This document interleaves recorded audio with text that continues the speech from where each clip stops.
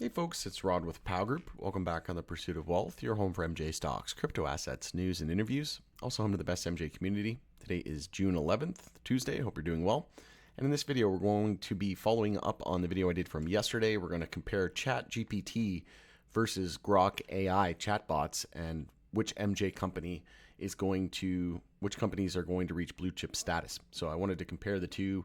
ChatGPT, there was also some news today that Apple partnered with OpenAI, so they're going to be utilizing ChatGPT, so we'll go over that in just a moment. And then, like I said, if you haven't seen that video from yesterday, I asked Grok the similar question, and then today I asked ChatGPT the similar question, and now I'm going to give my thoughts and opinions and my lists, the POW Group list at the end, if you will, so you can stay tuned for that. But before we get to it, make sure to smash the like. It helps support me in the channel. It doesn't cost you anything. If you're new, you can subscribe, tick the bell, all that good stuff. You'll be notified on any future videos or when I go live. As always, this is not financial advice, and I am not a financial advisor. You should never buy or sell anything based on anything that I say or write. Also, you can follow us over on X, formerly Twitter. The handle for that is @GroupPOW. Going to be using that as my platform of choice going forward. So here was the news article. Apple is bringing ChatGPT to the iPhone in partnership with OpenAI, and the tech giant is trying to reassure investors as it plays catch up on artificial intelligence. And I saw that news came out today, and then it dawned on me. I was like, oh, I didn't ask ChatGPT what it thought of all of these blue chip companies. And again, blue chips is just usually, the market leaders. It's usually after a well-established industry, right? With MJ, I said in that video from yesterday, I would highly encourage you to check it out if you haven't seen it, because I'm not going to go into every single thing that I went into in this video. But, we're not going to see the blue chip phase until probably 5 to 10 years after the U.S. legalizes MJ at the federal level, right? We can't see the blue chip phase and see who the long-term winners, the super, the Apples or the Amazons, if you will, of the MJ industry. We're just not going to see that until the U.S. legalizes at the federal level. How can you when it's still federally illegal Schedule 1 drug, right? Even if it's on Schedule 3, it's not going to do it justice. It needs to be descheduled, and it needs to be on the same level playing field as, say, alcohol or tobacco, right? And then Doge Designer, shout out to Flex in the POW Group private community who shared this, calling it now every single company partnering with OpenAI will turn to XAI when they see Grok 2.0 and 3.0 in action. And I would have to agree that, don't bet against Elon Musk. And this is sort of his bread and butter, so to speak. And as we know, he also said that he might be interested in releasing a phone with Grok, a smartphone with Grok integrated into it as well. So we'll see what happens. Some kind of pushback with regards to, and I think there had some privacy concerns and things like that. But he obviously is contemplating the idea of making a phone. Let me know your thoughts and opinions on that if you'd pick up a Tesla phone and then have Grok integrated directly into it. But something similar is happening with Microsoft and Copilot. So it's, everybody's trying to get their piece of the pie, so to speak. But I do think that, and I'm curious to see what everybody else thinks. Do you think ChatGPT is going to be the clear winner, or do you think Grok can give it a run for its money? Because, like I said, I do think that the results that I got from Grok were a lot better than I got from ChatGPT. So I asked the exact same question. So you can see here, the previous question was, which MJ companies have the highest chance of reaching blue chip status? So I went to ChatGPT. Asked the same thing. Which MJ companies have the highest chance of reaching blue chip status? So predicting MJ companies that have the highest chance of reaching blue chip status involves, they just give the disclaimer, right? It's a lot of variable factors: market share, financial stability, regulatory environment, innovation, management expertise. As of my last update in January 2022. So this is going back based on ChatGPT's last update, which was January 2022. So very outdated. Several MJ companies were emerging as a potential leader in the industry. And if you recall, Grok was actually pretty up to date with a lot of this stuff, especially Green Thumb and it did mention, I think it mentioned Boston Beer. Yeah, no, it said that in a different, I said, are we in the blue chip phase yet? And it mentioned it in there. But again, you got to check out that video. Yeah, you definitely have to check that one out. But it seems like X's Grok is a little bit more up to speed with, the current state of affairs. So some companies, let me just see here. Some MJ companies were emerging as potential leaders in the industry. However, the landscape can change rapidly due to regulatory shifts, market dynamics, and company performance. Some companies that considered potential candidates for achieving blue chip status in the MJ industry include, And then this was one that was excluded from the list of Grok was Canopy Growth, and they have it at number one of the largest MJ companies globally with a broad product portfolio and international presence. They mentioned Aurora as well, which was also on here, which I found a little bit strange. And again, if you haven't seen this video, you can check it out, which MJ companies will reach blue chip status with Grok. But yeah, I didn't really agree with Aurora. I was kind of surprised that Canopy wasn't on Grok's list in the top 7, and they just do the top 7, and same thing with Grok. I'm not sure why they would only pick 7, but maybe it thinks there can only be 7 blue chip. Who knows? But I'll do my top 7. It was pretty difficult to pick the top 7, and I'm curious what everybody thinks. If you agree with me, disagree with me, and maybe give me your top 7 in the comments of this video. But we'll get to that in just a moment, my thoughts and opinions on the top 7, the POW Group AI, if you will. But yeah, Aurora, once known for its large production capacity and global distribution network, Aurora was considered a major player in the industry. So I'm not sure why it's like referencing the past. Well, I'm not sure why you're referencing the past. Why not looking at the present and some of the future as well? But Kronos Group, they talk about an investment from Altria, providing strong financial backing. We know British American Tobacco also partnered with Organogram recently and invested like $125 million. And we know Imperial Brands is also partnered with Oxley, but I wouldn't say that, OGI, it is on my list, but I wouldn't say that Oxley would be on here. Couldn't oust any of these companies, I don't think. Cureleaf Holdings, a leading vertical integrated MJ operator in the United States, and a focus on strategic acquisitions and expansion. This font's super small. I'm just going to blow this up a little bit. It's a picture, so I guess you can't. I'll just go a little slower here. So Green Thumb, operating primarily in the United States. GTI has been expanding rapidly through acquisitions and had a strong retail presence in key markets. They mentioned TrueLeaf, another major player in the U.S., known for its dominant position in Florida and aggressive expansion into other states. And then IIPR, Innovative Industrial Properties. So these were some of the prominent companies in the MJ sector at the time, but it's essential to conduct thorough research and stay up to date on the latest developments in the industry to assess whether their potential for reaching blue chip status.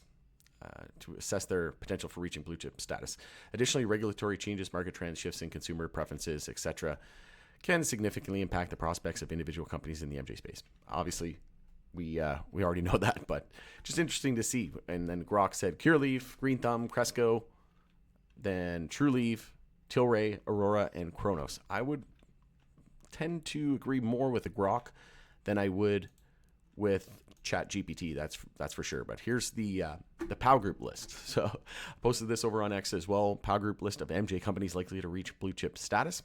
My number 1 is probably, to no one's surprise, Tilray Brands. Second, I'm going to put Cureleaf. Third, Green Thumb. Fourth, High Tide. Fifth, SNDL. 6, Organogram. And 7, Canopy Growth. And then I put an honorable mention to TrueLeaf, Cresco, Village Farms, and Kronos. So, it's definitely hard to pick the top 7 in that order as well. But let me know if you agree with me, disagree with me. Even if we don't disagree, we can all be friends, right? You don't need to agree with everything that I say and vice versa. Well, time will tell all, but I'm diversified. I own every single one of these companies actually directly, except for TrueLeaf. That's the only one I don't own. I might look to add it in the future if we get a pretty hefty pullback, but as of right now, I don't own any. I own some indirectly through the MSOS ETF, so I'm quite happy with that exposure based on the sizable weighting there from MSOS. But you have to do what, I'm not telling anybody to buy, sell, or hold. You have to do what's right for you. But I think being diversified and, you could probably interchange High Tide and SNDL. I think both of those could kind of be tied for the 4th and 5th position. So you could really switch any one of those around. I think they're going to be both very similar. And then same thing with Organogram. I think Canopy and Organogram can be switched there, can both be tied for 6, if you will. But Canopy looking to start Canopy USA. They're already acquiring Jetty and Wana, and they're pursuing, they just exercise their options in acreage. So they're becoming an MSO. We have Cureleaf becoming an LP, acquired Northern Green Canada. Tilray, you got companies trying to be Tilray. Cureleaf is trying to be like Tilray. It's becoming an international footprint and focusing on a lot of the same key markets as Tilray. You got Green Thumb looking to buy potentially Boston Beer, so Sam Adams, and that's kind of what Tilray has been doing, right, with Sweetwater Brewing Co. and Breckenridge and getting into manufacturing in the beer and beverage industry. And then you get a lot of just differentiated businesses, which I really like about this list. Like, I think there's a lot of sense in having these companies in a well-diversified portfolio. You got High Tide, the largest non-franchised retailer here in Canada. They're absolutely massive. Companies growing at an exponential rate. Some of one of the fastest growing companies ever in Canada, and it's been given tons of awards. And they're just starting to double their store count in Ontario. They're still got to expand to the rest of Canada and Atlantic Canada. They're still opening up stores in Alberta and also in British Columbia as well. And then Germany looking to fast track Pillar 2, which will be for profit, which will be a huge benefit to High Tide. And then if High Tide gets into the U.S. market, really the sky's the limit. And they talked about, Roz Grover even said that, we might potentially even entertain the idea of acquiring a producer later on down the road, right? So it could be vertically integrated as well. So we'll see what happens there. But I think there's a lot to like with a lot of these companies. Green Thumb kind of following, Tilray's footsteps, like I said, getting into the beer and beverage. Cureleaf, a big international presence. Same thing with Tilray. They got their MJ business, their beer and beverage. They got their distribution, their hemp, and their right. So they've got, I think, operations in like 22 plus countries now. Number one market share in Germany and Canada. It's just an absolute global powerhouse. And then SNDL, very differentiated as well, right? It's got retail liquor and retail MJ, so very differentiated, also vertically integrated and a producer as well. And then you got Organigram, which is 100% MJ focused and does have that investment through British American Tobacco. And I think Organigram, is going to be huge long term. Same thing with Canopy. I think they can turn it around. They've just got way too many brands, and now Acreage, Jetty, Wana, and then some other potential. They just announced a $250 million at the market program. Same thing with Tilray. So they're going to be looking to acquire potential assets in the U.S. additional to what they've already done. So there's a lot to like in these, in my opinion. Trulieve, obviously big on Florida. Adult use could potentially be on the ballot, which I think is going to happen. They've got a monopoly there. Cresco, we saw Michigan, they have a big operation there. In Michigan, they just outpaced California as the most, they sold the most products, and they only have like 10 million people versus California is like 35 million. Village Farms obviously diversified into agriculture and fruit and vegetables, that type of thing. And then Kronos with a large backing from Altria and a ton of cash on their balance sheet. But I didn't want to include Kronos because they did say that they might be exploring a sale, and then Cureleaf was rumored to potentially buy Kron. Village Farms, I'm not sure.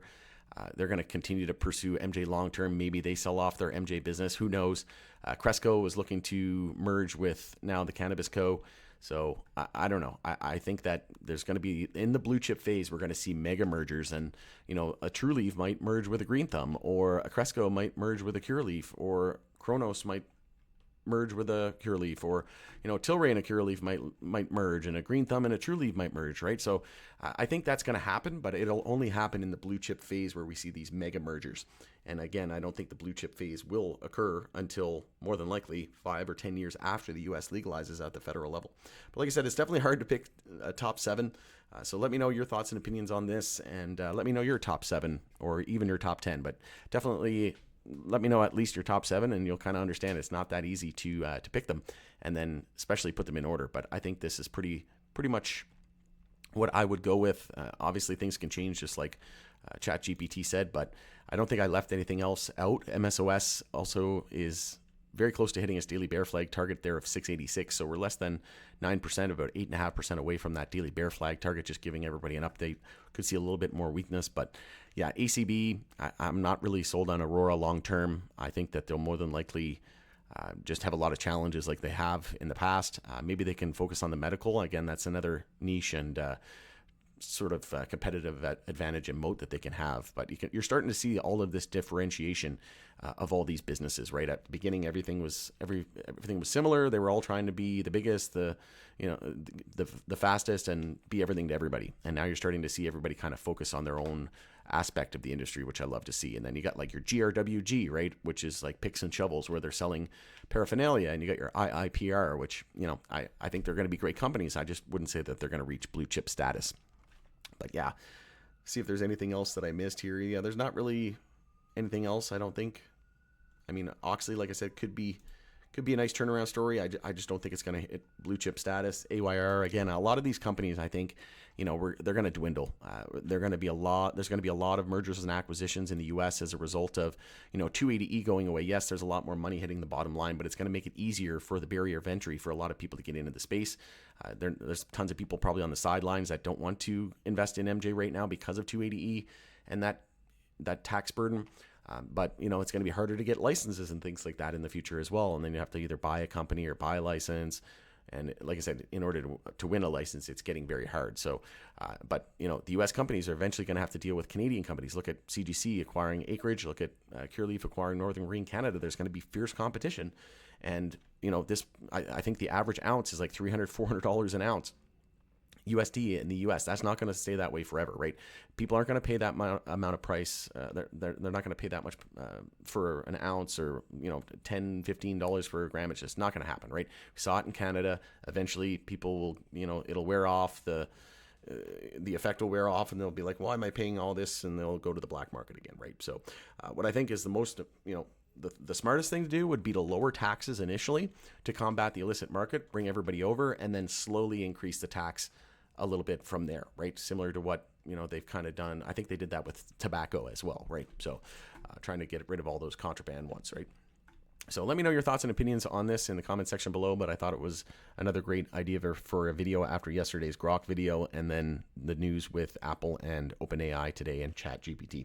But let me know your thoughts and opinions. We'll continue the conversation in the comment section below. Hope you have a fantastic rest of your day. It's Rod with POW Group. Thanks again for joining us in the pursuit of wealth, and we'll see you again on the next video.